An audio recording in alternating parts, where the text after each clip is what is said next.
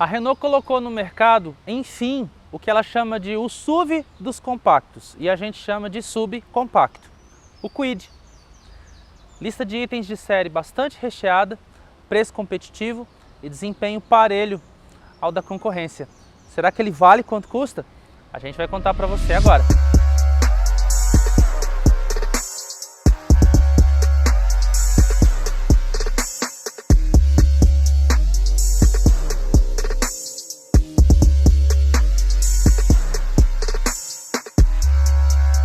Acredite ou não, eu estou dentro de um Renault Kwid. Não estou no ambiente mais espaçoso da face da terra, com certeza, mas cara, até que eu não estou mal acomodado não, se for parar para pensar. Não tem espaço lateral. Não adianta pensar que, né, é um carro fininho, meio dominó assim. Mas também não é o pior dos mundos não. Pensei que eu fosse estar mais espremido. É claro que não tem muito, ó. Se eu me desloco um pouquinho para a esquerda, eu já esbarro aqui na coluna central. E aqui pro lado, o Rodrigo, nosso cinegrafista, está aqui. É aquela coisa muito de brother mesmo. Se eu chegar para cá, já encosto no ombro dele. Então, é um carro literalmente urbano para 4 pessoas. E se você for parar para pensar que, mesmo eu não estando tão mal acomodado aqui na frente, olha só, aqui atrás não tem espaço, só tem espaço para 2 crianças muito magras com pernas muito finas, entendeu? Não tem como, realmente não tem como colocar 4 pessoas aqui com um cara de 1,90 m na frente. Se ele tiver de 1,80 m para baixo, até que cabe. O ideal é que as pessoas que estejam aqui dentro tenham tipo a estatura média brasileira, 1,75 m, 1,76 m, uma coisa assim, né? Aí vai ser perfeito, mas também que sejam 4 pessoas, 5 não tem condição. Mesmo que ali atrás tenha um quinto encosto de cabeça, né? Os daqui da frente, ó, são fixos, os de trás são 3 encostos de cabeça, mas o cinto de segurança central não é de 3 pontos. Por outro lado, mesmo não levando tanta gente ou levando pessoas pequenas, o porta-malas é campeão. Ele é maior até do que a maioria dos compactos. É claro que a gente não está colocando aqui nessa conta Sandero, que tem um porta-malas grande, mas o porta-malas ele é perto, tem um tamanho próximo ao do HB20, que tem 300 litros, esse aqui tem 290 litros e, na boa, para um subcompacto, 290 litros é bastante coisa. Esse carro aqui, ele é o topo de linha, né? É o Kwid topo de linha. Custa R$ 39.990. A gente vai falar mais a respeito do preço um pouco mais adiante, mas é claro que não existe almoço grátis. Para conseguir esse preço, mesmo esse cara aqui sendo bastante equipadinho com itens de conveniência, a Renault teve que tirar coisa de um monte de lugar, porque tem que tirar, né? Então, ó, a gente já começa pensando no seguinte: os bancos dianteiros são inteiriços, não tem encostos de cabeça móveis. A direção é elétrica, mas a coluna não é regulável nem em altura nem em profundidade, não tem ajuste nenhum. Sente-se aqui e fique com a direção onde ela está e pronto, acabou. O banco do motorista não tem regulagem de altura, só tem regulagem de distância e do encosto, só. Outra coisa, as rodas só tem 3 parafusos. As calotas imitam rodas de liga leve, até que o resultado é bastante legal esteticamente, mas não são rodas de liga leve. Os discos de freio não são ventilados. Enfim, tem muita coisinha aqui que você vai perceber que a Renault teve que colocar a mão para tornar um pouco mais barato, para, né, fazer o preço do carro ficar contido. Uma das coisas que a gente mais sentiu é que tem uma central multimídia bem bacana aqui no meio, mas o som a qualidade do som é muito ruim. Só tem 2 alto-falantes aqui na frente, não tem lá atrás, e a imagem da câmera de ré também de baixa qualidade. Mas tá, resolve a vida de quem quer um carro urbano, resolve. Você não tem que ter imagens também maravilhosas, Full HD, né, para uma câmera de ré, só serve para auxiliar as manobras. Então é claro que nesse ponto dá para a gente relativizar bastante as coisas. Mas em vez da gente já começar falando, metendo a lenha no carro, vamos começar falando do que é bacana. O Kwid, mais uma vez, né, essa aqui é a versão top de linha, custa R$ 39.990, mas ele parte de R$ 29.990. Não é legal levar essa versão, porque ela não tem realmente nada. É pé de boi de tudo. A versão que dizem ter o melhor custo-benefício é a de R$ 34.990. A gente acha que até essa versão aqui tem excelente custo-benefício, porque ela é bem mais completa, né, do que a de 34. A de 34.990 é a que tem todos os itens assim básicos para você ter uma convivência bacana com um carro, entendeu? Tem direção elétrica, vidros elétricos e tal. Essa aqui, ela tem direção elétrica, faróis de neblina. Importante falar antes de continuar, todo Kwid já vem com 4 airbags, 2 airbags frontais e 2 airbags laterais aqui, né? ABS, porque é de lei, e Isofix ali no banco traseiro para 2 lugares, os 2 lugares das extremidades. O que é bem bacana. Esse aqui, além disso, tem, mais uma vez, direção elétrica, que tem computador de bordo, faróis de neblina, central multimídia, com câmera de ré, com GPS embutido, o som, ar-condicionado, vidros elétricos nas portas dianteiras, retrovisores com ajuste elétrico aqui do lado, os bancos são parcialmente revestidos em couro, o porta-malas abre pela chave e travas elétricas. Então é um pacote bastante interessante, se você for parar para pensar, pelo preço que a Renault pede por ele, por esses R$ 39.990. Desde que a gente pegou o carro, a gente conseguiu perceber que, apesar dele ter menos potência e torque do que todos os outros 1.0 de 3 cilindros do mercado, porque ele tem 70 cavalos só e 9,8 kg de torque, ele é um cara muito levinho, então a gente não sente falta mais daquela potência toda que a gente está acostumado a ver em outros motores de 3 cilindros, com 85, 84 cavalos, como acontecem aí, com quase 11 kg de torque, porque ele só pesa 798 kg, então a relação peso-potência e peso-torque dele é tão interessante ou até mais interessante do que a de outros compactos com motor de 3 cilindros no mercado. E você vai ver aqui na tela qual que é a relação peso-potência.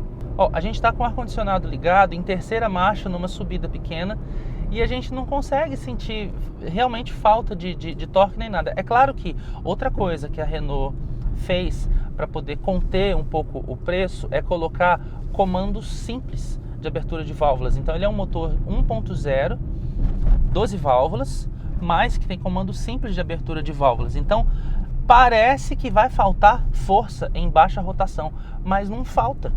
Justamente porque ele é tão levinho que a gente consegue ficar trabalhando o tempo todo no trânsito com câmbio. É claro que a gente tem que ficar o tempo todo trocando marcha, mas o câmbio também é bem bacana e a gente trabalha tranquilamente entre 1.000 e 2.000 rotações. Isso contém pra caramba o consumo. Para vocês terem uma ideia, agora, porque a gente pegou um pouco de trânsito, a gente está com média aqui marcada pelo computador de bordo de 10,9 km por litro de etanol exclusivamente na cidade, porque a gente não pegou estrada com ele ainda. A gente só pegou um trechinho pequenininho, bem pequenininho de estrada, o que já foi suficiente para a gente falar a respeito de outra coisa um pouco mais adiante, mas esse trecho pequenininho de estrada com certeza não foi suficiente para alterar o consumo. E se a gente fosse colocar esse cara na estrada, é bem provável que ele conseguiria fazer algo acima de 14 km por litro. É uma conjectura? Eu sei, né? Mas é bem provável que ele conseguiria fazer 14 km por litro de etanol. Já que a gente falou a respeito do câmbio, o câmbio desse cara aqui conseguiu ter um acerto bem interessante. Ele é sequinho, e como a gente não está fazendo trocas esportivas, porque também, hello, só que a gente precisa ficar trabalhando com o câmbio o tempo todo no trânsito para ter o melhor desempenho, a melhor desenvoltura do carro. Só que, vamos fazer a simulaçãozinha? Primeira, segunda, terceira, quarta, quinta. Super facinho de trabalhar com o câmbio. Engates secos, tranquilinhos, E a gente continua com o ar ligado, numa pista reta, ele vai. A embreagem é levinha, os pedais são bem posicionados em relação ao volante, em relação ao banco também. Então aqui, pelo menos ergonomicamente, para nós está parecendo tudo bacana. Tá certo que a gente vai olhar algumas coisas aqui na cabine e vai pensar assim, a ergonomia não é tão boa quanto poderia ser. Por exemplo, os botões dos vidros estão aqui no painel. Mas, cara, o carro tem a cabine tão pequena que não precisa nem de você esticar o braço. E não tem necessidade de colocar os comandos dos vidros nas portas justamente porque ele é um cara pequeno. Entendeu? Ó, a gente precisa abrir os vidros do passageiro. Tá aqui, tá tudo pertinho, tá tudo à mão. Então não é lá grande coisa. Qualquer comando aqui é fácil de acessar, também justamente pelo fato da cabine ser bem pequenininha. Então, ergonomicamente, mais uma vez, não é lá grande coisa. Poderia ter esses ajustes do banco, da direção, para você ter uma posição de dirigir melhor? Poderia. Talvez uma pessoa menorzinha vai sentir falta pra caramba de esse ajuste de altura do banco, porque ela vai ficar muito baixa. Eu sou um cara alto, então, ok, não tem problema.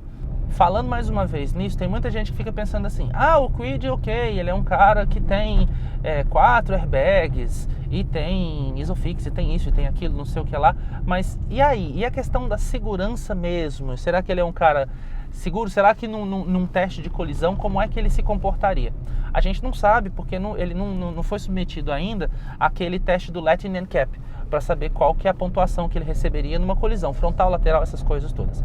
Mas a Renault afirma que esse carro aqui, ele tem um modo de construção diferente e muito mais seguro, mais resistente, porque ele é feito com 70% de aço e 30% de aço de alta resistência. Então, para todos os efeitos, ele deve ser mais seguro. Vamos esperar a nota, né, para a gente saber exatamente o que vai ser. Fato é que, na condução diária, ele não parece inseguro. Tem umas coisas, né, que a gente poderia esperar um pouco mais da Renault. Mais uma vez, a gente pode supor que tenha sido uma questão de contenção de custos. A gente vai bater nessa tecla um monte de vezes. Mas isso incomoda na condução, assim, por mais que a gente goste do carro, a gente vai se acostumando com ele, vai vendo que ele é um carrinho esperto, gostoso, seguro, ágil, estável. Isso tudo ele é, de fato, né? Mas não tem muito revestimento acústico, então a gente está rodando aqui bem devagar dentro do bairro, na zona norte da cidade, e a gente não está, claro, a gente pulou um quebra-mola aqui sem querer, porque não deu tempo de frear, né? Então a gente não está tendo que acelerar demais. Mas quando a gente roda normalmente no trânsito, o motor invade a cabine de uma vez. Além do mais, além do ruído, o motor transmite muito mais vibração do que outros motores de 3 cilindros. Em baixa rotação, você sente a cabine, o volante, o banco até vibrarem. Nas acelerações mais fortes, o ruído invade a cabine sem dó. E a suspensão também, apesar de parecer robusta, porque ela está filtrando legal as imperfeições do asfalto e tudo, ela não é a suspensão mais silenciosa do mundo, ela é ligeiramente ruidosa, sabe? Dependendo da pancada, você sente essa vibração da pancada entrar aqui na cabine também. Então falta esse tipo de refinamento, né, no carro. Daria pra gente esperar esse tipo de refinamento? Custaria. Ele ficaria um pouquinho mais caro do que isso. Mas na nossa opinião não seria tão mais caro a ponto de comprometer o bom custo-benefício do carro. A gente chegou a abordar assim ligeiramente a questão dos bancos, né, serem revestidos parte em tecido, parte em couro, mas olha uma coisa que surpreende. Por exemplo, aqui a gente vê que os bancos e as portas, eles têm parte do revestimento escuro e uma faixazinha branca aqui nas portas e uma faixazinha em material que imita couro, branquinha também nos bancos, né? Mas na câmera vocês não conseguem ver o quanto o painel ele é bonitinho e bem acabadinho. É de plástico, é tudo de plástico, mas não tem uma montagem mal feita. Isso também surpreende, porque você não encontra rebarba aqui em lugar nenhum, você encontra um visual agradável. O velocímetro, ele é fácil de ler. Você tem uma coisa muito simples aqui, um velocímetro ao centro, um contagiros pequenininho, mas de boa visualização à esquerda, e à direita você tem um marcador digital de combustível e o computador de bordo. É o que precisa, não precisa de mais do que isso. O volante não tem comando nenhum. Seria interessante se tivesse também comandos para a gente acessar as informações do computador de bordo? Tá, seria bacana.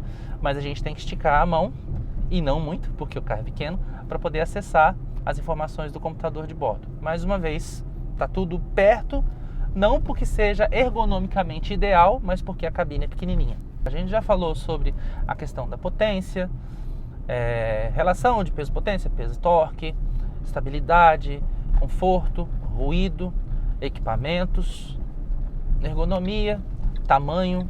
Então, tendo falado a respeito disso tudo, a gente conclui o que a respeito desse cara? Ele é tipicamente urbano. Se você gosta de conforto, a gente não recomenda muito não, porque ele é espaçoso para pessoas de menor estatura, mas conforto tem a ver com silêncio a bordo também, tem a ver com suavidade de rodagem. Ele é bem adequado, filtra bem imperfeições, mas não é um cara mais silencioso e nem que tenha a suspensão mais silenciosa. Então isso pode incomodar um pouco.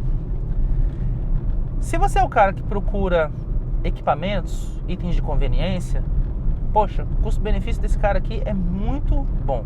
Você não vai encontrar uma lista de itens de série tão completa por esse preço em segmento nenhum mesmo, porque também nem tem tantos segmentos assim com carros desse preço. R$ 39.990 é preço de subcompacto ou de compacto peladíssimo de algumas fábricas que ainda mantêm carros na sua linha de montagem com design antigo, por exemplo, como o Onix Joy, que tem o design mais antiquado. É bacana, é um carro legal, mas é outra categoria, entendeu? Então, se você está procurando itens de conveniência, esse carro aqui pode ser muito a sua escolha. Se você está procurando economia de combustível, cara, considere esse aqui de verdade, porque ele é um cara muito econômico, sabe? Dá para você rodar tranquilo, não falta força em baixa rotação, a despeito do comando simples de válvulas. Então você vai conseguir rodar na cidade legal. Ó, a gente pegou esse carro aqui na segunda-feira, para vocês terem ideia. Já rodamos 160 km com ele. Tá certo que a gente ficou só aqui dentro da cidade, mas a autonomia marcada aqui ainda é de 300 km. E a gente tá rodando, cara, com etanol. O tanque não é tão grande assim, né? Mas a gente tá rodando com etanol.